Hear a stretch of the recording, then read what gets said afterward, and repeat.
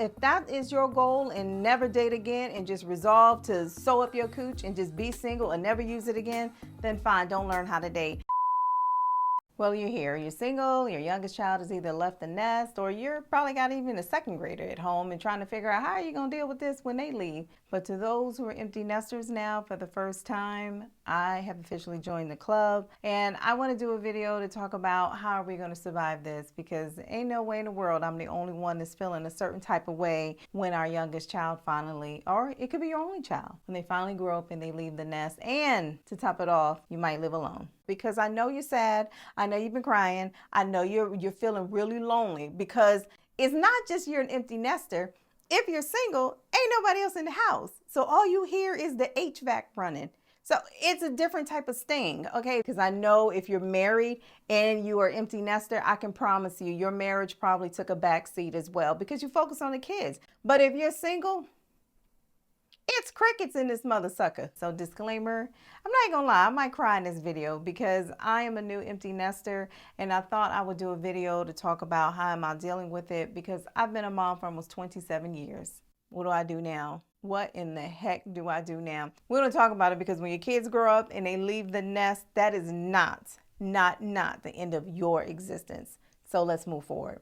All right, so tip number one that I have, look, you're allowed to be sad. If you're crying, like me, and you've been crying, like me, I mean, mine is new. Mine just moved out yesterday. So of course I'm going to be crying. So if you're crying and crying, you are allowed to be sad, okay? But we're going to put a time limit on your grief, whether it's a week or a month. Don't let it be longer than a month. And say, you know what? Now it's time for me to redefine my life. But you are 100% okay with crying it out, going to the room, sniffing their pillows, trying on the clothes that they left. I don't care. But you are okay to feel that way. Your baby just left. So how are you not going to feel sad? Please don't let anyone make you feel bad about feeling sad. You have every right to feel sad. You've dedicated most of your life thus far to being a mom, and then just like that, they're out of the house and then you start questioning, now what? Tip 2 is focus on self-care. Let's face it, you have to invest into yourself. I don't care where your kids live. They will always be your children. You will always be mom.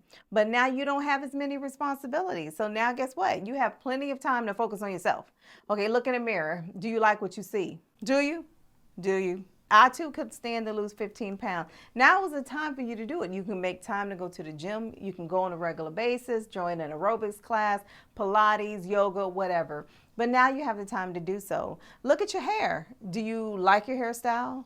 Is it representative from 1990? Was Bill Clinton the president the last time you did your hair? The last time you colored it? Look at yourself, because when you were being full-time mom, I promise you, I know it because I lived a life. You were running around so much that you may have neglected yourself. Now I want you to look in the mirror. What is it that you would like to improve? What is it? What about your clothes? Do your clothes look like they are of this time era? Do you like your teeth? Just take a look, take an inventory. When you look in the mirror, what do you like? What would you like to improve? You got to take care of yourself. Ooh, I don't know about you, but I be having some hot flashes. Good gosh. I mean, they come up out of nowhere. Step 2 is personal development. We got to focus on you now. When was the last time you actually learned something new? I'm not talking about the last time you uploaded a picture in the iCloud. I'm literally talking about a new skill. This is the time to focus on finding something that you like to do. If you always wanted to be an artist, maybe taking an art class, taking salsa dancing lesson, salsa dancing. You can also volunteer. Volunteering is a great way for you to, learn something new, because you can learn a new skill in volunteering. There's plenty of volunteering activities out there, but also it's a time for you to give back to the community, right? Your kids have been involved in so much, and now, hey, I'm pretty sure the community even pitched in, helping you with getting them kids to and fro. Now it's time for you to give back to the community. Look into volunteering opportunities so you can reconnect with people, learn something new, and give back to the community. Your life does not end because them little Bama kids moved out the house. Absolutely not. Your life is just starting.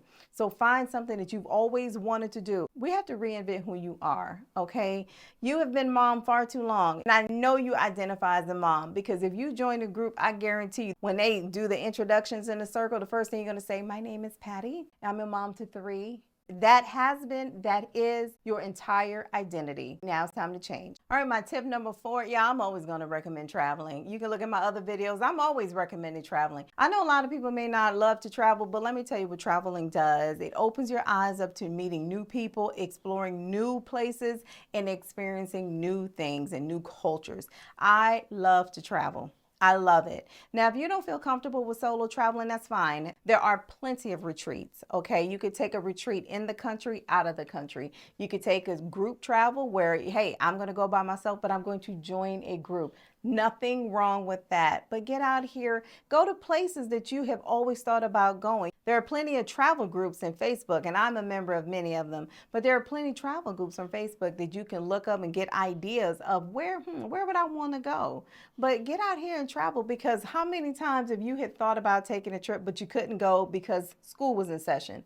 Oh, I can't go, I can't leave the kids. I can only go when? At the holiday break and summer break. Okay, well, you ain't got to do that anymore. You can go in the middle of February if you wanted to. Yes, you can. If you like this kind of content, y'all, please like and subscribe, because I am dedicated to posting one video per week where we talk about everything related to relationships. All right, my 5th tip, y'all. When was the last time you've been on a date? Have you been on a date in the 2000s? Have you been on a date since online dating has been invented? If you haven't, then I'm going to say it goes back to tip 1, invest into yourself and invest into learning how to date. Get you a dating coach, somebody like myself, and learn how to date. Especially if you have not been on a date this century, y'all. I know a lot of people, they want to be in a relationship, they want to get married again, but yet they don't want to date. So unless you're waiting for somebody to run up in your house and kidnap you, you're going to have to learn how to date. Unless you dream of being the little squirrel lady in the neighborhood out in the backyard feeding the squirrel nuts, and that's your idea of having a wonderful Saturday night, then okay, then don't learn how to date. If that is your goal, and never date again and just resolve to sew up your cooch and just be single and never use it again, then fine, don't learn how to date. But if you have an interest of not dying alone, let's be honest, everybody has that fear. Nobody desires that. I'm sorry, I know nobody desires that. We all crave human companionship, even if you don't get married again. But getting out here and meeting people and having people to travel with and go on dates with and go to concerts with, there's nothing wrong with that. Get out here and meet people, learn how to date. You have more days behind you than you do ahead of you. So sitting around here and moping too long and not going out here and living the life that you've always wanted to live, that's not even an option. We got to take that off the table. Get out here and meet new people, learn new skills, and do things that you've always wanted to do. And again, if that includes meeting somebody new because you've been single a long time and you never had the opportunity to date, I mean, let's be real, how could you have had the opportunity to date? But once they grow up and you have a little bit more time, don't waste it. Please don't waste your time. Get out here and live your life. Let me tell you something. Your kids are living their lives. If you don't hear anything from me today, please hear, your kids are out there living their lives. They have every right to do so. You did a great job, Mom, raising them. They are out here living their best life, okay? And have faith in knowing that they are. But please don't stop living yours. And my last tip, and I'm trying not to cry, but mama, girl, let's self-reflect. You did a wonderful job raising them kids. They are grown, they are independent, they are on their own, all because of you and their father, if they had a good father in their lives. This is not the time for you to feel sad. This is the time for you to feel proud. It's our turn to define the life that we have always wanted to live. Let our kids be proud of us. Oh my goodness, my mom is doing this, my mom is doing that. Whatever you've wanted to do, now is the time to do it. You always are going to ask yourself the question, did I do enough? Did I teach them enough? And the answer is yes. Yes, you did. You led by example. Even when you weren't talking, they were watching. So have faith that you've done a great job. Those are the tips that I have for single empty nesters. Y'all, you're going to make it. You're going to make it, but we got to get out here and find you a new life. And if you like dating tips for the single dating mom, I have some dating tips. Also watch my video on manifesting a new love, because I'm going to tell you right now, those tips work. Y'all, everyone, have a wonderful day, y'all. Be kind to somebody, because you don't know what kind of battles people are facing out here. So please be kind.